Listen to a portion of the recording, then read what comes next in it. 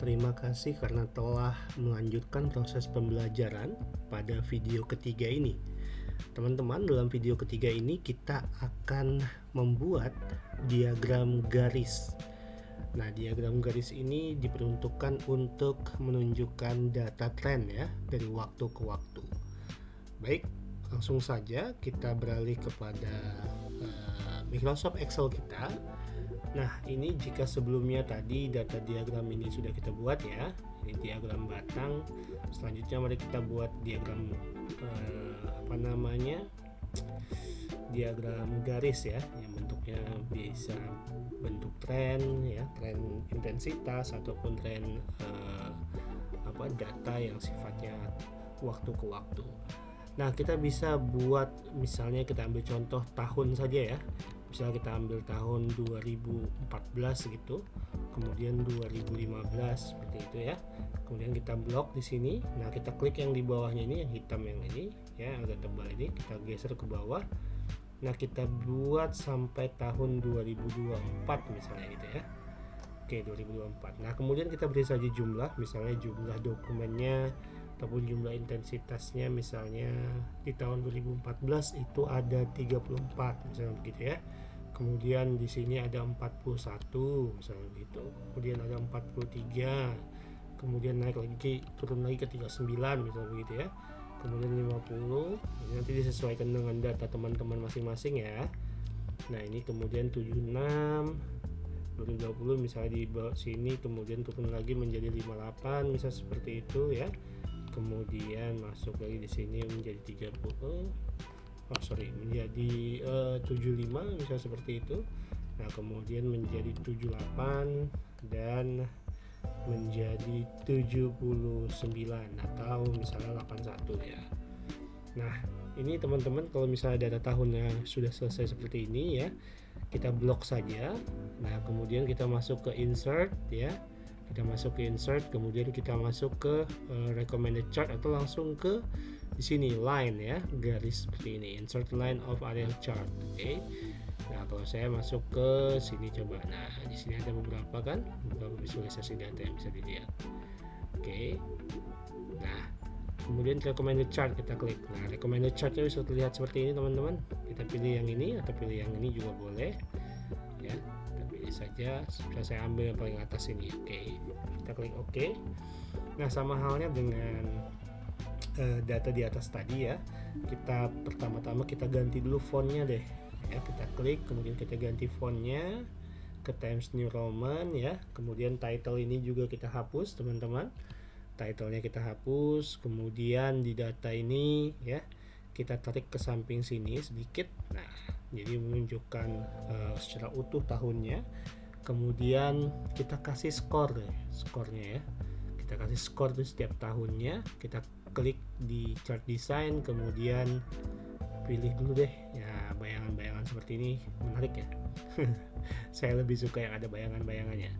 Oke, nah bisa klik data label ya, data label, masukin data labelnya sesuai dengan kebutuhan yang ideal saja.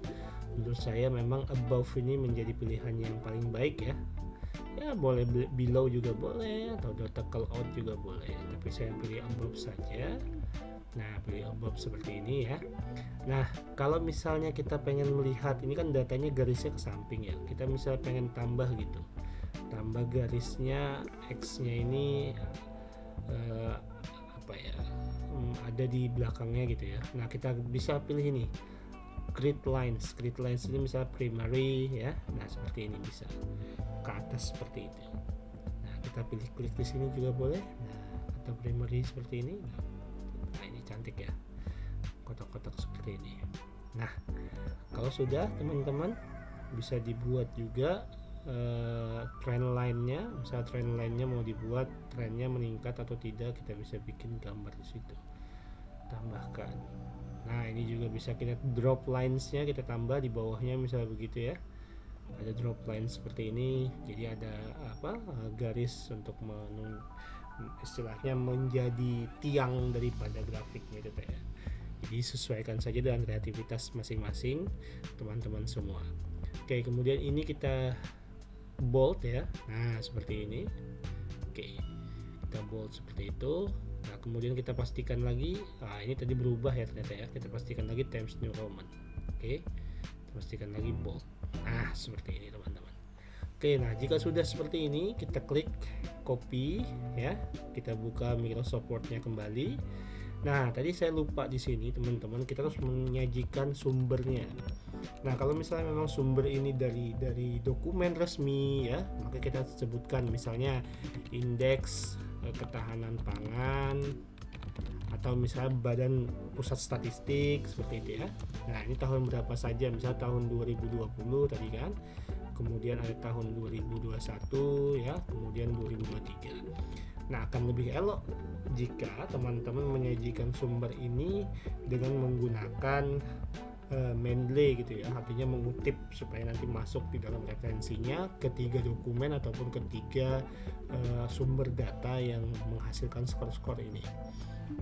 Nah kemudian misalnya kita masukin kayak tadi ya, gambar, ini gambar 2. Oke, saya zoom sedikit teman-teman biar memudahkan teman-teman untuk melihat. Nah ini kita gambar 2 ya, kemudian judulnya misalnya tren dokumen atau tren jumlah apa, jumlah distribusi ya, jumlah distribusi pangan, karena kan di atas tadi ini berkaitan dengan pangan ya. Oke, nah ini berkaitan dengan pangan, kita ganti aja deh judulnya biar seragam gitu ya, misalnya indeks ketahanan pangan kabupaten kota provinsi Kalimantan